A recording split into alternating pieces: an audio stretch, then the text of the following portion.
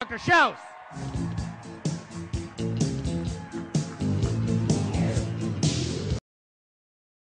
And in 1995, I had one of our staff who could speak several languages come across something in Portuguese from Brazil about some kind of a strange unknown berry in the Amazon that was only consumed locally, that no one knew, not even in Sao Paulo or anywhere else in Brazil, and said it had a lot of energy. And I wondered, what's going on there? I've got to take a look at this. Just like that bit of information about the opioid receptor sites. And I pursued it. I had this dream that there was something there. And we thought at first it was maybe some caffeine or something in the product that gave him energy. So we did some research on what's called methylxanthines, which you find in coffee, tea, and chocolate. Didn't find anything. I'm sitting there scratching my head, said, what could it be? Got some testing done, and suddenly we realized we had just found the richest antioxidant of any food in the world. So what we had to do first is we had to figure out how do we lock in, preserve all of the phytonutrients, all the chemicals, everything that's in this pulp that these people have been consuming for centuries. And to do that, we worked on freeze-drying technology. This is part of what that patent is. Once we understood how to freeze-dry it, then we could lock in its antioxidant activity. And what we had initially thought was just a few hundred compounds found in nature, things like polyphenols, flavonoids, flavanols, we suddenly realized through work that's now been done at the University of Wisconsin that there are probably over 3,000 compounds. And I had never seen anything like that before because we've been studying nutraceuticals in my research institute for years. I've been there over 30 years, and we've never seen anything with over 1,200 compounds in it. We've got over 3,000 already. So there's something really special here. And my theory is that we as human beings, probably because we came from the tropics, that is our genetic origin, that we probably were exposed to these compounds, and they used to be a part of our diet seasonally. And when you start taking in Mona V with acai and all these fruits and vegetables, which include those that come from this tropical area, your body goes, oh, thank you. I'm going to pay you back by getting back your health. I think that's fundamentally, if I could put it in lay terms, what is really going on. Now, I'd also like to, and I sent him a note along with some of the management at Mona V to keep this really cool, but I have received the final draft of the manuscript. It's ready to go. So I think, Dallin, with your permission, I'd like to say that we are now studying the mechanism of action of how acai works at no less than the U.S. National Institutes of Health.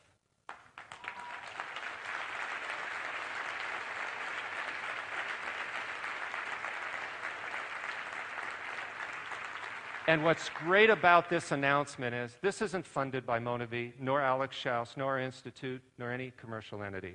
This was funded by the NIH, by the U.S. National Institutes of Health. And they've been doing it for quite a while. That's the secret I've had to keep. And I had no idea what they would find, but I want you to know they are so excited about what they're going to be publishing because we suddenly have found some of the exact pathways that are found in the acai fruit that are profoundly impacting our health in ways that we were totally surprised. And they will have one other announcement, which when I saw the results, I couldn't believe it, because they didn't see it with resveratrol, they didn't see it with vitamin E, they didn't see it with anything they've ever studied other than this acai pulp. And I want you to know that I'm going to be back at NIH next week, because I'm meeting with a lot of the scientists there, the collaborators who've been doing this research. One of our members of the Scientific Advisory Board, Dr. Penny Chris Etherton from Penn State University, will be joining me, because they really want to get into this research seriously, because they believe that this acai pulp may have profound benefits in human health. And you are the leading company in the world offering this product.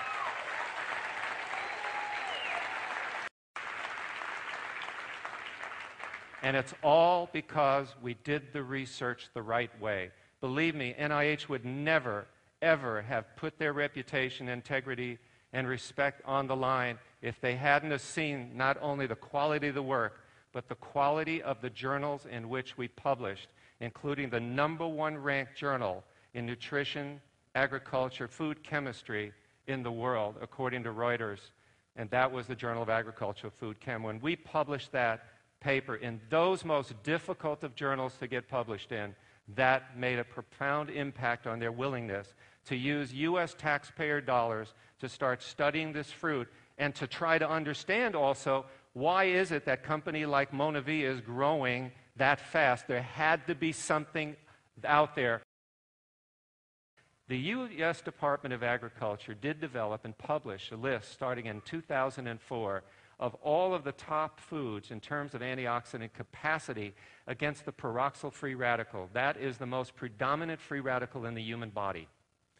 And what we discovered when we got acai was it blew it off the charts. In fact, I'll never forget my day. I love describing it because it was one of those moments that every scientist in their life dreams of. It's that call from the laboratory where, Alex, are you sitting down in your chair? I just sent you an email. Open up your attachment. Yep, I see it. I click it open. He says, look at what we found with this purple powder you sent us. We're all dying to know, what is it that you sent us? Because they were given this blindly. And they wondered, did you put an extract in there? Did you sprinkle lots of some kind of a chemical in there? I said, no, it's a fruit that I've been studying for some time. And they said only one thing, because it took 2.5 computer screens to the right for that line to go across. And of course, my immediate response was, well, that can't be right. It's a laboratory error. Alex, we knew you were going to say that. We've redone that 6 times. So, at our expense. And I said, no kidding. Okay. Now, another thing, too, and probably why nobody else had discovered this. You see, it's much less expensive to spray dry it. Spray drying is just to shoot it in the air. It's done with heat, and then you expose it to oxygen. And you sort of throw it in the air, and it's sort of the water content evaporates. That's a basic way of describing it. But when you spray dry it, or sun dry it, or use other methods, the antioxidant activity is very, very low. So there's nothing to catch your attention. It's when you lock it in, because in freeze drying we do it in a vacuum. And the reason why, again, knowledge is power, is because in fruits, particularly in the tropic, you have to degrade them very quickly. You have no idea how much is falling down on the ground in the equator, that area, every single moment, and day and night. And as a result, it would just pile up and go right out of the atmosphere. If there wasn't some mechanism for breaking things down quickly, we call those oxidases. They're enzymes that rely on oxygen to break down. And what we're doing is, in a vacuum, we're locking that in without oxygen, so the oxidases can't get stimulated, so we've preserved all that antioxidant activity. Do you follow? That's in your bottle. You see all that good stuff. Okay. So we are constantly rebuilding our body. Do you understand the importance of that message? It means that if you're taking a product like MonaVie, and it has compounds which may be able to help you and arrest some of the free radicals and the free radical damage that those free radicals can cause, that it's conceivable you can literally rebuild your body in a year by constantly nourishing it nutritionally. And that's why I think, and that goes back to our 1995 paper that we looked at on that energy, because people in the Amazon said, when I stop drinking it, I can feel the effect. I'm not up to par. When I'm back on my acai, I'm feeling stronger. But remember, they're getting the fresh juice. They can pick it in their backyard.